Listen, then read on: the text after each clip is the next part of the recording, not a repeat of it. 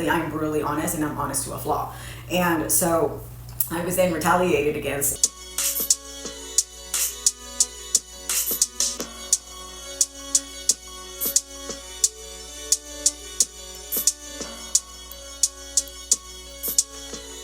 Let's talk about it.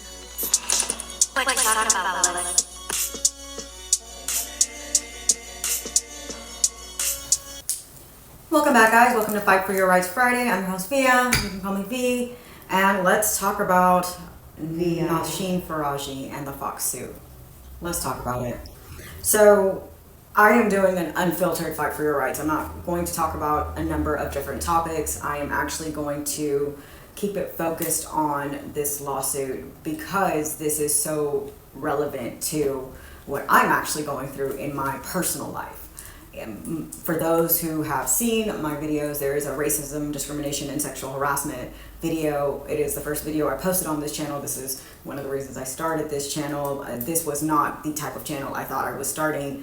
And I am using this as an opportunity to bring awareness, to give people guidance. I'm also dropping the link to my website, www.viasharel.biz, in the description box, for people who want advising on these types of topics. There is a pro se bundle in there and or legal references should you need it, should you be fighting something of this magnitude or type.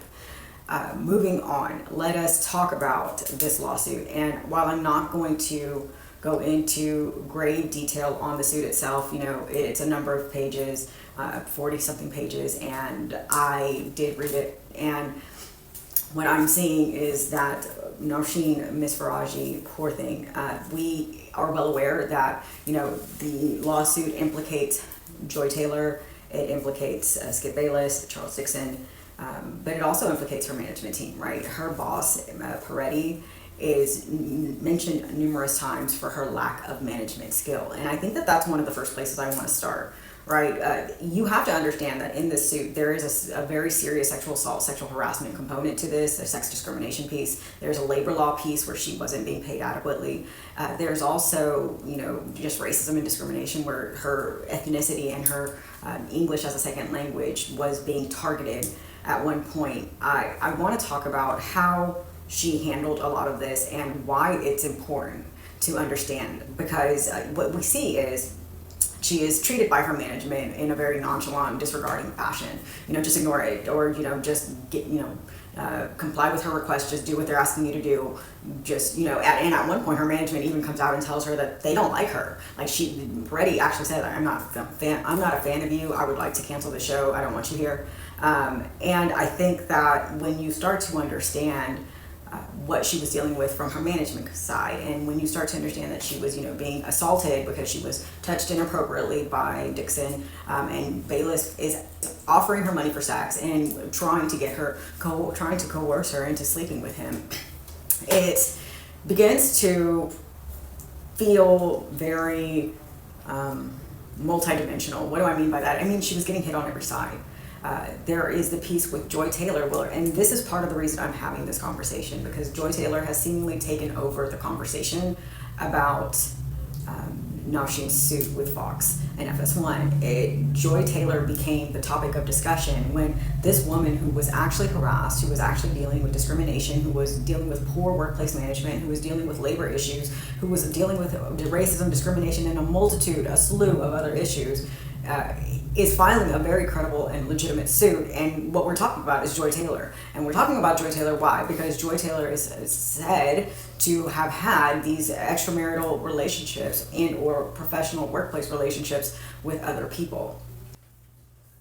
But the reality is, I find it very concerning that there was so much conversation about Joy when this suit is actually about a victim. Now, she was very much targeted, not only by her management team, but by Bayless and by Fox. You can see it in the retaliation efforts. You can see it in the continuous sexual advances. You can see it in the numerous times that she had to, remind Bayless, we're friends. I'm not interested in it. We're friends. I'm not interested. It is one of these things where a lot of times her silence was it was a coping mechanism. It was in a means to keep things at bay, to not cause an explosion. And ultimately what actually happened was an explosion. Why? Because she chose to go to human resources. She thought that human resources was going to have her back, and she expected to have justice. I am saying it like this because I have in other videos requested that people go to human resources, because that in my situation is not something that happened. I was actually retaliated against, and human resources actually ended up writing me up for something I confessed to doing that wasn't actually problematic. It was a slip, it was, I crossed the line without having goggles. I remembered, I came back, grabbed my goggles, and I told on myself, because unfortunately I'm brutally honest, and I'm honest to a flaw. And so I was then retaliated against, and I was actually written up and banned from a job site over not wearing goggles in a lab. And so when she's talking about retaliation, this is very real. And in my experience, the precedence for retaliation was set long before that incident even occurred. And what we're seeing with Nausheen is that the precedence for retaliation had already happened. She was already her hours were already being cut. She was already being taken off of shows. They were telling her they didn't want her there. And slowly but surely, they found a way to cut her hours completely and just not bring her back. And the reasoning was that they only wanted to have one hairstylist for 3 shows, and therefore there was no need for her anymore. And while that might actually have some truth to it, because a business must streamline their expenses, the reality is that the way they went about doing it was completely illegal, unconstitutional at best. And so I'm saying this because there were a number of mental health complaints. One being that she was humming because she has PTSD, and Fox openly admits that they just don't have the experience to deal with mental health issues, and that's fine. We applaud your candor and your accountability. We applaud your honesty, but that doesn't mean you turn around and retaliate on her. That doesn't mean you turn around and manage to get her fired because you're trying to ensure that your VPs stay secure. The other piece to that is that these incidents continue to cause mental health issues. She actually ended up going into therapy. She was doing a number of different things to ensure that she maintained her mental health, because at one point Bayless was even sexually targeting her, sexually discriminating against her, sexually assaulting her and harassing her while she was going through a cancer ordeal. And understanding myself what this, like, being sick and then being targeted is a completely different animal. The reality is there was a vulnerability there. She was ill, and she said this in hopes that people would leave her alone, particularly Bayless. He would leave her alone, that he would stop advancing and just let her do her job. And he took that as an opportunity to kick in the door and say, fine, if you sleep with me, I'll give you $1.5 million. Look, problem solved. No, problem is not actually solved. This is a very serious problem. Leave me alone. But she can't say that. Why? Because she needs her job, and now she's sick and she's fighting cancer. And we are talking about Joy Taylor.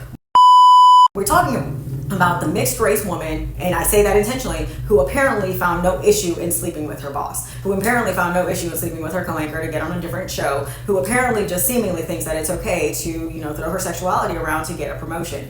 And why am I saying it like this? There's a reason. There's a method to my madness, and I am going to touch it now. At one point, she goes into HR to have these conversations about extracurricular relationships that are happening with members of the team, and what we see is that she is very candid and honest about what she is aware of. And unfortunately, in my opinion, it didn't work to her advantage because, obviously retaliation. I can say from my own experience that while I suspected and know of other things, I did not do that. I did not actually go into management and start talking about these extracurricular activities, because I was already experiencing retaliation. I needed to get out. I needed to go and be left alone. Please let me move on. Please let me go get another job. Please let me, continue to do what I need to do. And unfortunately, that didn't happen without me speaking, without me saying things about other people. So I can only, I'm emphasizing this only to state how hard it must have actually been for her, because she was very candid and open about what she knew about Joy Taylor's relationships. Back to Joy Taylor and her extramarital affairs, because at one point she was married and sleeping around with a married man, and at another point she was, just sleeping with her anger. And I'm saying this in a way that I am doing my best to keep my composure, because this is not about Joy.